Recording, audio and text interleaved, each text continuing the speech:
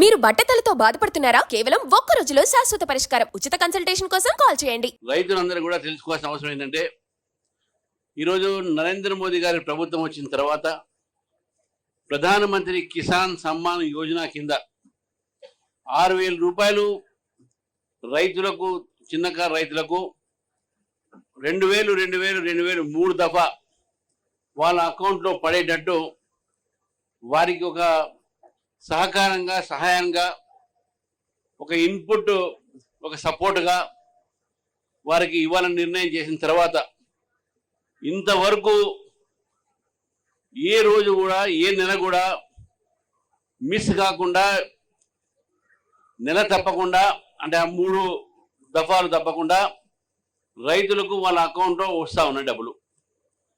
కానీ రాష్ట్ర ప్రభుత్వం పెట్టినటువంటి ఒక ఏదైతే రైతు బంధు ఉందో, గతంలో 12,000 ఆ ప్రభుత్వం చెప్పింది, మేము 15,000 ఇస్తామని చెప్పారు ఇక్కడ కాంగ్రెస్ నాయకులు.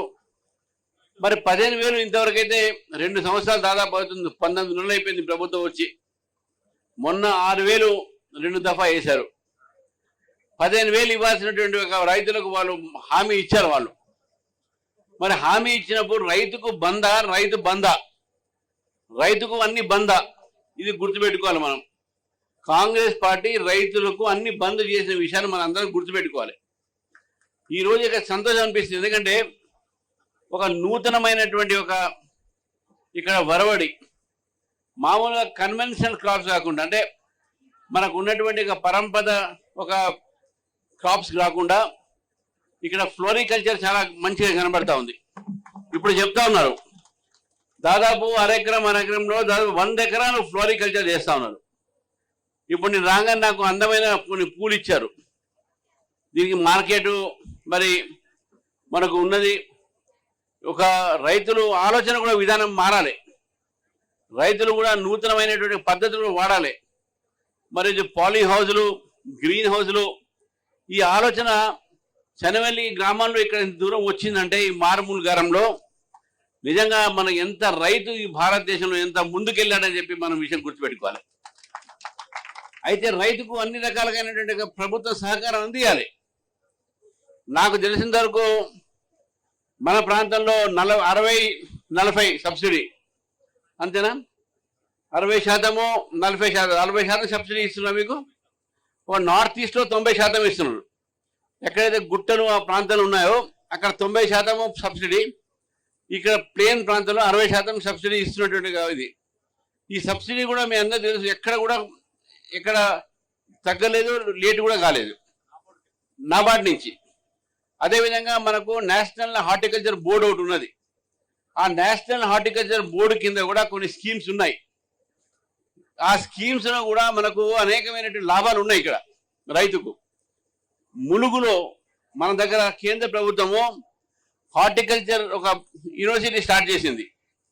అంటే పరిశోధన కోసం, ఇటువంటి ఒక వ్యవసాయంలో పరిశోధన కావాలి రకరకాల. ఇప్పుడు మన మిత్రులు చెప్తా ఉండే, మేము ఇది అంతా కూడా ఈ దిగుమతి బయట దేశాల నుంచి, నెదర్లాండ్ నుంచి వస్తుందని చెప్పి ఈ యొక్క సీడ్స్. నెదర్లాండ్ నుంచి నెక్స్ట్ టైము నాకు పూర్తి నమ్మకం ఉంది, మన భారత రైతులు బయట నుంచి కాదు తెప్పించేది, మన దేశం నుంచే బయట దేశాలకు ఉంటారు. అటువంటి ఒక రైతులు మన రైతాంగం మన ఉంది. అదే నరేంద్ర మోదీ గారు ఆలోచిస్తూ ఉన్నారు, రైతుకు లాభం జరగాలి.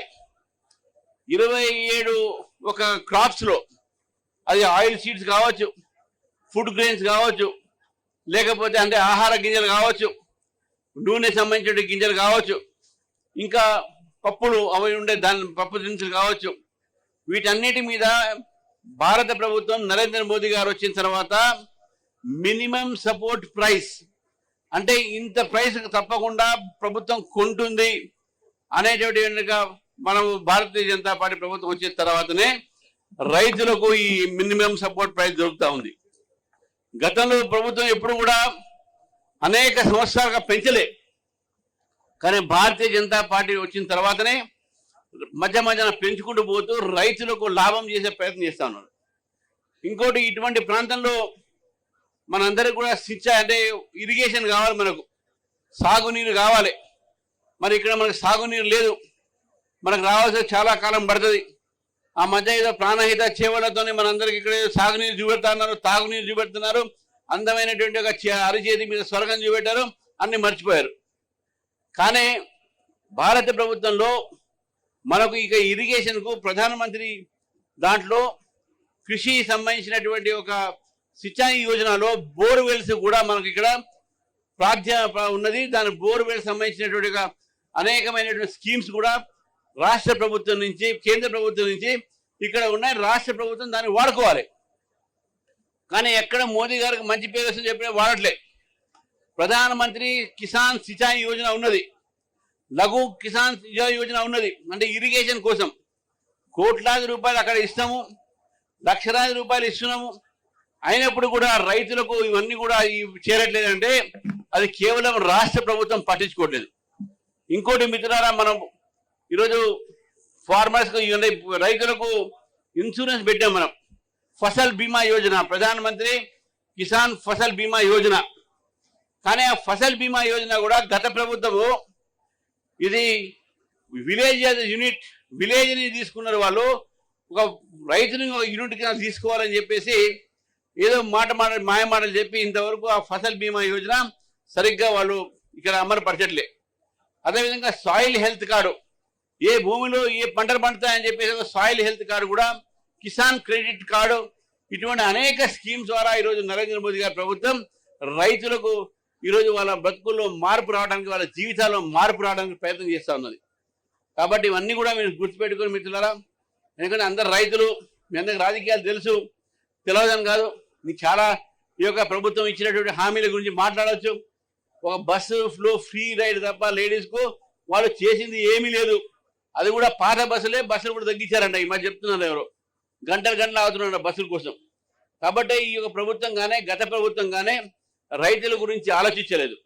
ఈరోజు భారతీయ జనతా పార్టీ రేపు రాష్ట్రంలో అధికారంలో వస్తే నూతనమైనటువంటి పద్ధతి ప్రకారము అన్ని రకాలమైనటువంటి రైతులకు అన్ని రకాలైన సహకారాన్ని అందిస్తాం. మేము ఒక